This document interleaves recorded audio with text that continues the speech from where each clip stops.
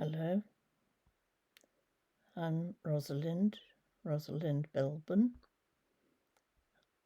and I'd like to read from a novel I wrote almost 50 years ago, first published in 1979, called Dreaming of Dead People, which is now reissued by And Other Stories.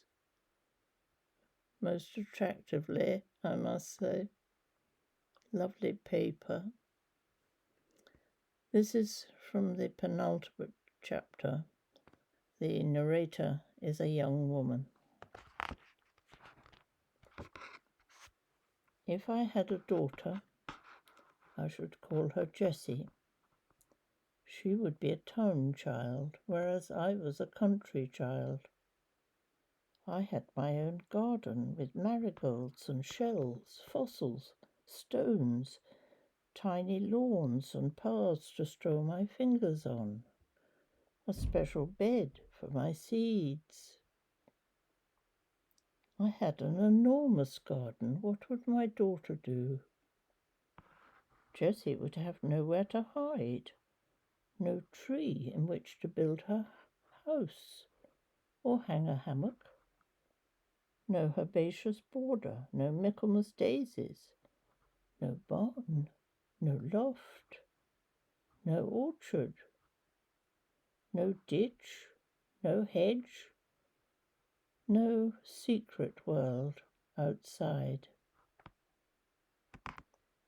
no pond to paddle in, with a ginger cat snug in his mint on the rim, no leeches to cling to her legs, no ticks in the long grass to be burnt off with lighted cigarettes, no fleas, and mosquitoes and midges would be holiday things.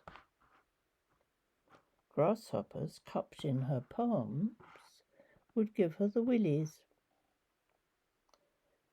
Jessie wouldn't know the smell of vegetables growing, or trust the innards of her life to unlocked doors.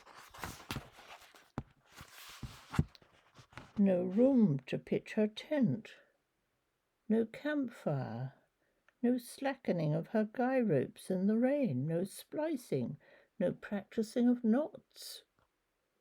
She would wrinkle her nose at tarred twine. I used to press it beneath my nostrils. She wouldn't be that kind of person at all, and I think it's plastic nowadays. She wouldn't listen for the strange, rasping cry of the vixen when she's counting sheep.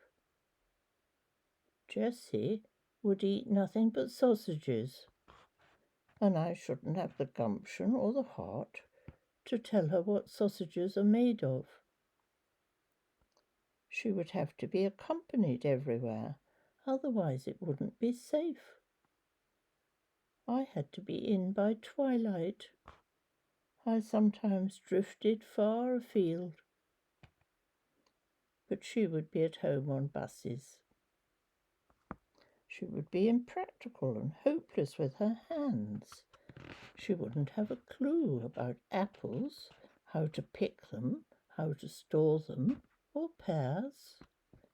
Her childhood wouldn't be trodden on a stone floor. She wouldn't have stepped into a larder and felt its icy, still mystery.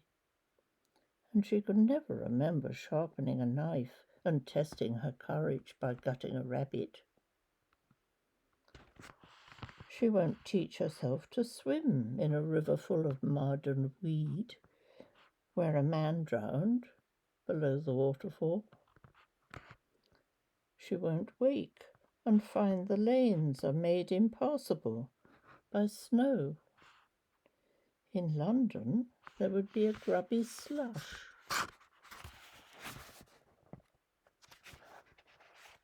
I remember thinking, my children must grow up with animals, learn to ride, have dogs and cats and poultry, or they will be seriously deprived. The grown-up me would reject that as nonsense. Or would I?